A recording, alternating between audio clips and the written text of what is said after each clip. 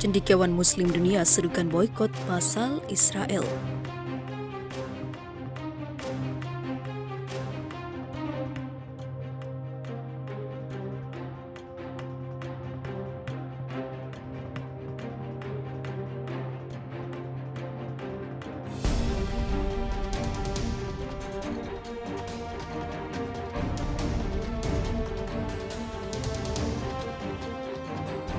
Persatuan Cendekiawan Muslim Internasional pada Minggu menyerukan boikot massal terhadap Israel sampai mereka menarik diri dari semua wilayah di bawah pendudukannya. Pernyataan dari lembaga Islam tersebut ditandatangani oleh Presiden Ahmed Errajuni dan juga Sekretaris Jenderal Ali Al-Karadagi dan dipublikasikan di laman Facebook resminya. Kami menyerukan memboikot negara Israel yang saat ini menduduki Masjid Al-Aqsa. Mereka sudah tidak membiarkan saudara dan saudari kita di dataran tinggi Golan untuk tinggal dengan aman, Suriah dan di Palestina, serta menghancurkan tanah dan rumah mereka. Tulis pernyataan itu dilansir Anadolu Agency.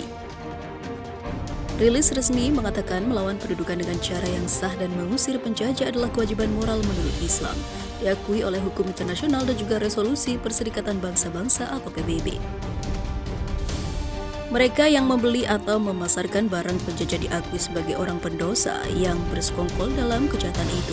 Karena itu, kami menyerukan kepada semua Muslim untuk boikot ekonomi massal terhadap Israel sampai mereka menarik diri dari semua wilayah pendudukan, tambah pernyataan itu. Saat ini, Mesir dan Yordania sudah menormalisasi hubungan dengan Israel, sedangkan negara Arab terbaru yang mengikuti jejaknya adalah Uni Emirat Arab, Bahrain, Sudan, dan Maroko. Sementara itu, polisi Israel melarang ribuan warga Palestina untuk melakukan sholat Jumat di Masjid Al-Aqsa dengan dalih memerangi COVID-19. Saksi mata menyebutkan polisi Israel mendirikan pos pemeriksaan di pintu masuk kota tua Yerusalem.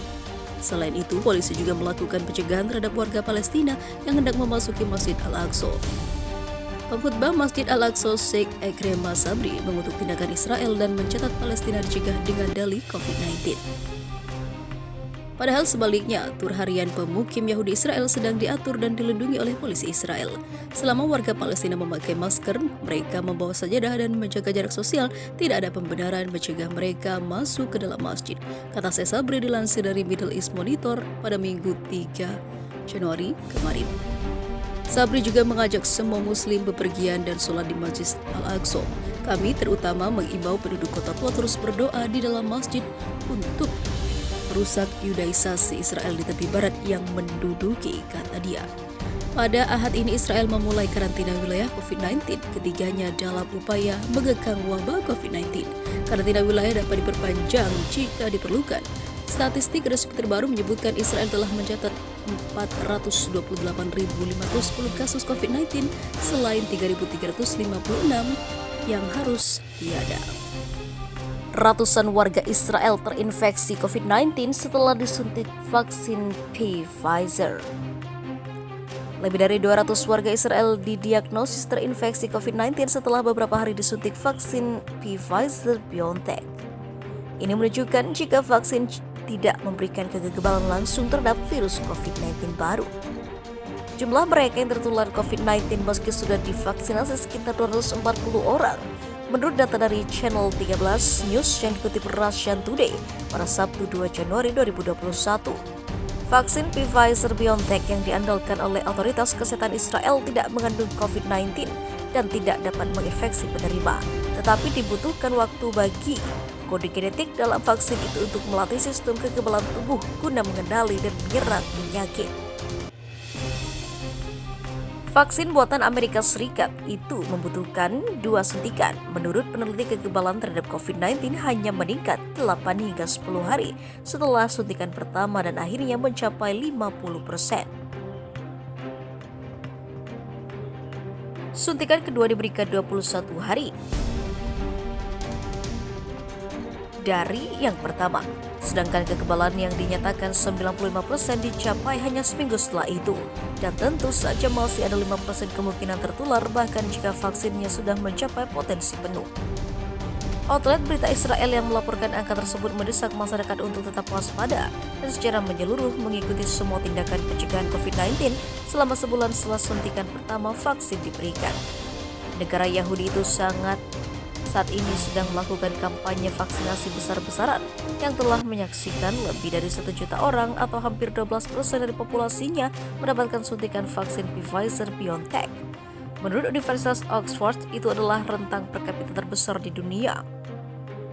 Tahap pertama program ini bertujuan untuk mengimunisasi tenaga medis dan lansia sebelum diperluas ke kategori yang lain. Sekitar 1 dari 1.000 orang telah melaporkan efek samping ringan setelah suntikan, termasuk lemah, pusing, dan demam, serta nyeri, bengkak, dan juga kemerahan di tempat suntikan. Hanya beberapa lusin dari mereka yang membutuhkan perhatian medis, kata Kementerian Kesehatan Israel. Sejak vaksinasi dimulai pada 20 Desember lalu, setidaknya 4 orang di Israel meninggal tak lama setelah mendapatkan suntikan. Lapor lembaga penyiaran publikan, namun Kementerian Kesehatan Israel mengatakan bahwa 3 kementerian tidak terkait dengan vaksin tersebut. Dengan kasus keempat, seorang pria berusia 88 tahun dengan kondisi yang sudah ada saat ini sedang diselidiki, ungkapnya. Media Turki bersumpah hancurkan Israel, membebaskan Al-Aqsa dan sebarkan anti-Zionis. Dalam beberapa minggu terakhir, Turki berusaha menggunakan koneksi media luar negeri untuk mendorong narasi tentang bagaimana rekonsiliasi dengan Israel. Bahkan media Turki sendiri mendorong komentar anti-Israel. Dikutip pikiranrakyat.com dari Yerusalem Post pada Kamis 17 Desember 2020, media Turki bersumpah untuk menghancurkan Israel, membebaskan Al-Aqsa dan menyebarkan komentar anti-Zionis. Menurut media Turki T24, seorang komentator mengatakan Turki bisa memasuki Tel Aviv dalam waktu 48 jam. Dia mengklaim kami tidak seperti orang Arab, mengacu pada sebuah referensi yang jelas tentang ketidakmampuan tentara Arab mengalahkan Israel pada tahun 1948 hingga 1967. Kebencian terhadap Israel dan sumpah untuk menghancurkan Israel, menginvasi Yerusalem, membebaskan Al-Aqsa dan menyebarkan komentar ekstrim nasionalis, anti-Zionis atau antisemit telah menjadi semakin normal di Turki. Kebanyakan jurnalis yang mengkritik partai yang berkuasa di Turki telah dibungkam, dipaksa melarikan diri, ataupun dipenjara. Turki dianggap sebagai penjara jurnalis terbesar di dunia di bawah partai AKA. Pada Maret 2018, sebuah harian Turki juga menyarankan agar Turki membentuk pasukan Islam untuk menghancurkan Israel. Di tahun 2019, menurut Memri, pensiunan jenderal Turki bernama Adnan Tanriverdi yang mengepalai perusahaan konsultan Sadat juga berbicara tentang perlunya membebaskan Yerusalem dari Israel.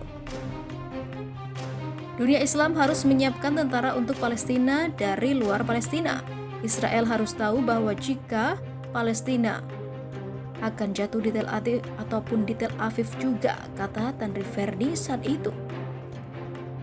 Sementara itu, Israel dipandang sebagai musuh utama Turki. Di luar negeri, Turki bekerja dengan beberapa pelobi di Amerika Serikat untuk mencoba membuat media menampilkan negara dalam citra yang lebih disukai dan bahkan mencoba mempengaruhi beberapa media Israel dengan cerita palsu tentang rekonsiliasi. Namun utusan baru Turki untuk Israel mengatakan bahwa Zionisme adalah rasisme dan menuduh Israel menggusur jutaan orang dan melakukan banyak pembantaian. Selain itu, Presiden Turki Recep Tayyip Erdogan juga telah bersumpah untuk membebaskan Al-Aqsa dan menyatakan Yerusalem adalah milik kami, ungkapnya.